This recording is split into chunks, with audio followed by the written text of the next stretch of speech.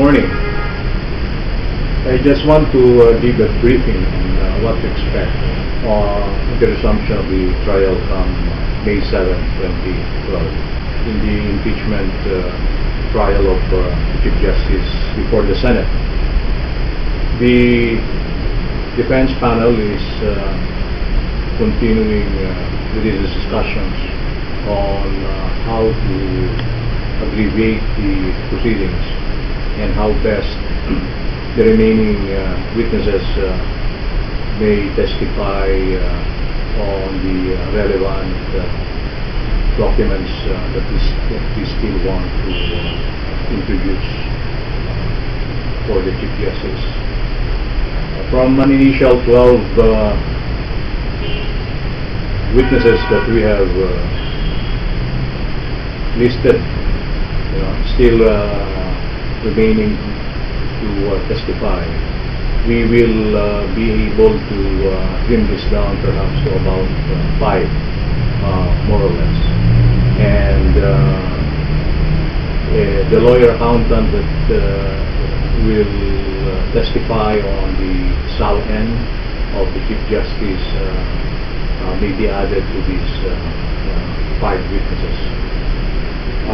So give and take, we hope that we should be done with the presentation of the defense evidence by the second week after we resume with the trial on May 7. So that will be around May 14 and onwards. Thereafter, as anyone will expect, a formal offer of the evidence will have to be submitted, considering that the defense has already presented also a lot of documentary evidence, and therefore, give or take, again, we will be given 5 days.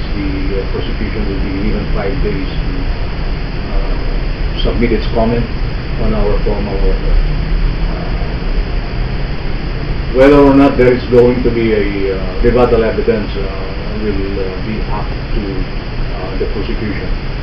And we hope that the summation or the conclusion of the trial with the summation of the parties will be done by the last week of May. And therefore, we expect that the verdict will have to be handed down by the Senate by the end of May, and we will therefore beat the deadline at the end of the session of the Congress. Now, we are still considering, still studying whether or not the Chief Justice, Mrs. Corona or both, will testify. But my assessment is that if there is no longer any need for them, for either of them or both of them to testify, then we will dispense with their testimony. We will therefore close our evidence as soon as we are done with our last witness, as I have mentioned. We cannot at the moment say that we are confident that we will have a verdict of acquittal. In the end, this will be a numbers game, and we cannot preempt what the judgment of each of the senators will be, and how they will vote, and what will influence their vote.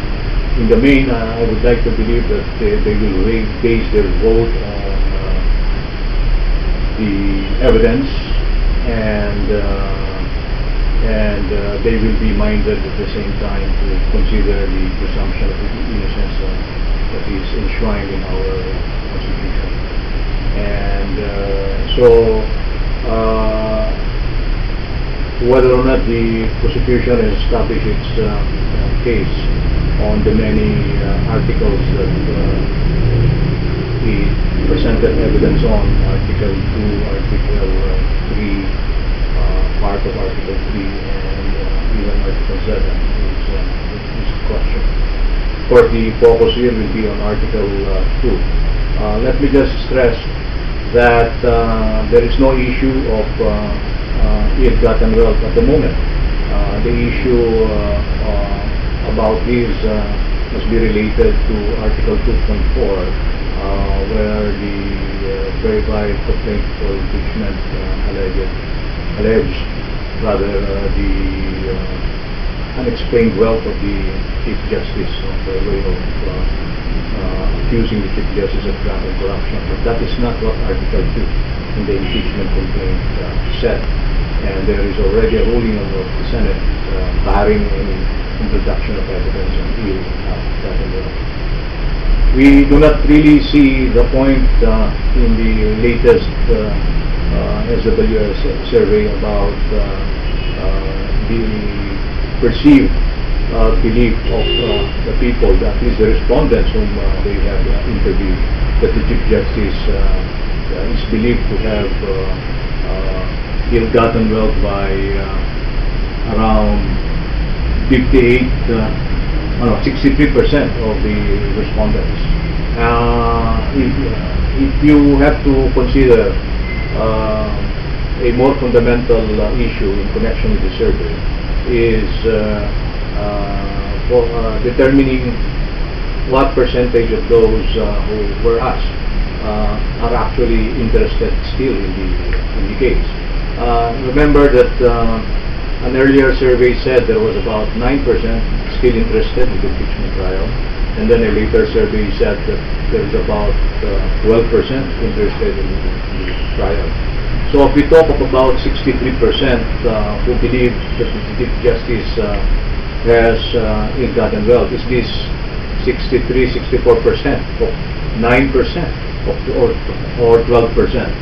And that is very, very misleading in a manner of putting it, because as I said, Article 2.4 on alleged ill-gotten wealth of the Chief Justice has been barred by the impeachment court. The ruling has been to deny the prosecution any opportunity to introduce evidence on this particular allegation. This is simply these surveys are simply part of conditioning the mind of our people. There are only 1,200, 1,300 respondents, and this does not really represent the entirety of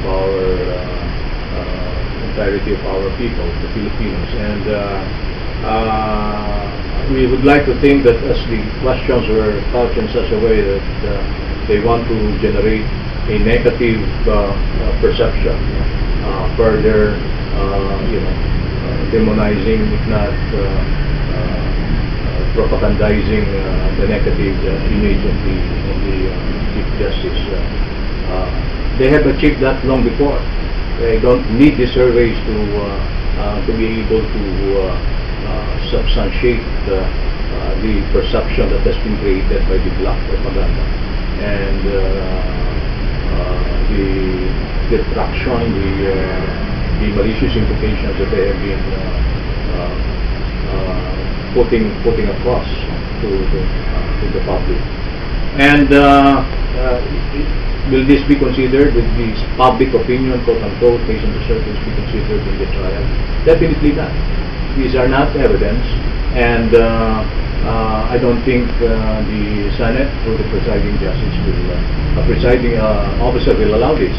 And I hope that the Senate will not be influenced by this. Hopefully, a more credible survey, a more credible organization will come out with something else. As I said in conclusion, we hope that the trial will end by the end of May, and we hope that there will be a verdict of acquittal. But even if it's going to be otherwise, the Chief Justice has repeatedly said that he is prepared to meet the final outcome of this trial, and he will abide he will respect the decision of the Senate in this historic case against him to ousting the Chief Justice of the Supreme Court. You're asking us, you want to ask us if we are ready in the defense. We have always been ready. And so we just have to put aside all these accusations that we have been delaying or we're employing delaying tactics about proceeding with the conclusion of this defense. The truth will soon be out, and we hope that the people, all of us who are interested still in the outcome of this trial, will abide as the Chief Justice intends to respect the decision of the Senate.